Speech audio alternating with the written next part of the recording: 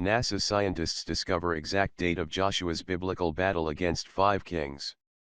According to a reliable Israeli alternative news source, 3 researchers from Ben-Gurion University believe they have discovered the scientific explanation behind the miraculous biblical account of the sun standing still for Joshua during battle. Though their solution may not be miraculous, their approach is a symbiotic marriage of science and the Bible. Dr. Hezi Itzhak, Dr. Daniel Weistaub, and Dr. Uzi Avnir, of Ben-Gurion University in Israel's Negev, released the results of their study last week in Beit Mikra, a Hebrew-language journal for the study of the Bible. In the study, they suggest that the miracle of the sun standing still when Joshua fought 5 armies in order to help the Gibeonites was actually attributable to natural causes, namely, a solar eclipse. In chapter 10 of the book of Joshua, the Israelites go to war against 5 kings in order to help the Gibeonites, with whom they had signed a pact. While Israel was prevailing in the battle, God sent down stones from heaven to smite the enemy. Joshua prayed for the sun to stand still in order to have time to complete the victory. God answered his prayer. Using data from NASA tracking astronomical events, the team of scientists ascertained that the only solar eclipse which occurred during the period when the Jews are believed to have entered Israel was on October 30, 1207 BCE. Though the Bible mentions other cases of the sun standing still, the story in the book of Joshua is unique in that it also mentions the role the moon plays in the process. This led the scientists to conclude that the Bible was relating a case of a solar eclipse, in which the moon comes between the earth and the sun. One glaring difficulty for the scientists' theory is that the Bible describes the sun lingering in the sky for an extended period of time. Their explanation, a solar eclipse, is precisely the opposite, the sun disappearing at a time it normally appears in the sky. The scientists resolve this contradiction using Hebrew etymology. The description of the event in the book of Joshua uses the word, dom, usually understood as stand still. The word is only used in one other place in the Bible. The scientists concluded that the word, dom, actually means to become dark.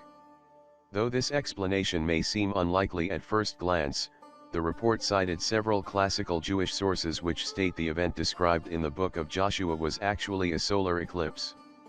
Most notably, it quotes Rabbi Moses ben Maimon, commonly known as Maimonides, a prominent 12th century Spanish Torah authority.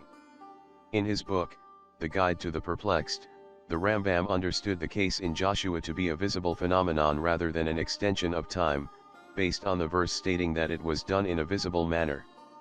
The Rambam reasoned that this was a case of the rays of the sun standing still, or being stopped, as in a solar eclipse. Rabbi Avraham Ari Trugman, director of Or Chadish New Horizons in Jewish Experience, accepted the results of the study with equanimity.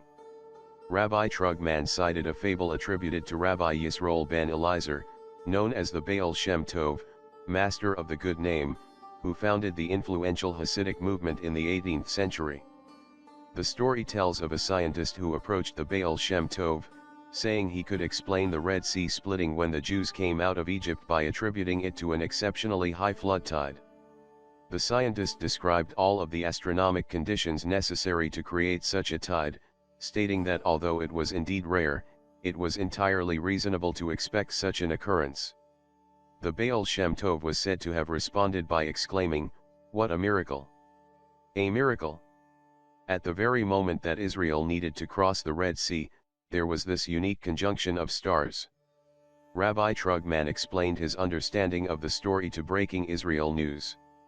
Despite the fact that in many different areas people want to pit science against Torah, what is much closer to the truth is that in most cases there is no conflict between science and Torah, said Rabbi Trugman. It is very common to find many areas in which there exists an amazing confluence of secular knowledge and Torah wisdom. Though some may disagree with the study's methods and some of their conclusions, the scientists' conclusion that the Bible can be an accurate sourcebook for history will find favor with the biblically minded. Not everyone likes the idea of using physics to prove things from the Bible, and I know that it may be interpreted as if you are rationalizing your faith, Dr. Yitzhak told Haaretz on Sunday. We do not claim that everything written in the Bible is true or took place, but there is also a grain of historical truth that has archaeological evidence behind it. The scientists also located what they believe is the location of the battle and the 18-mile path the Hebrew soldiers trekked overnight in order to launch a surprise attack in the morning. They concluded that it was actually the region between the city of Jericho and Gilgal, a type of gathering site mentioned in the Bible in several places. The article in Beit Mikra did not address the great stones and hailstones the Bible describes as being responsible for killing more of the enemy than died in the actual battle. Thanks for watching. Like and share, and don't forget to leave your comments.